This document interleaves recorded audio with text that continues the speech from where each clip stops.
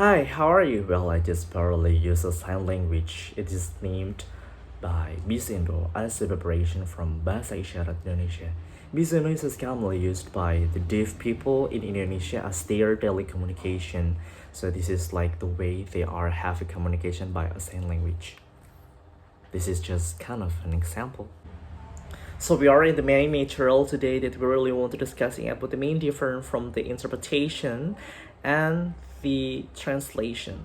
After we know the main difference, I mean like the main meaning of a translation is about enacting or activity to translate word or audio to some kind of a written text or written result or to oral results that we call by the target language. And of course, like the interpretation is an activity to interpret. I mean, interpretate is have a combination from our brain or an activity like have a sign, something like that.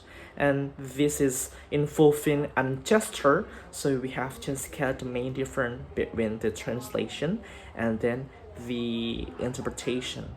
As we know that the result of the translator is like a written to written and recorded or audio thing to written and written to oral. So we know that this is really different. And when we are compare with the interpretation is from the oral that have result to oral or oral interpretate to sign language like what I've just giving you an example, and then the sign or interpretation to oral. Why this is really important and why we should have to use it?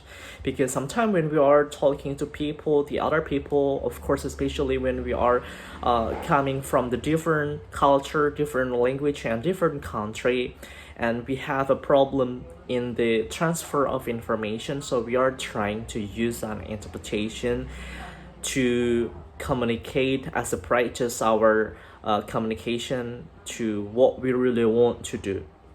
And there are have a lot of a type of interpretation like community interpretation, consentive and conference interpretation, card interpretation, liaison interpretation, and simultaneous interpretation.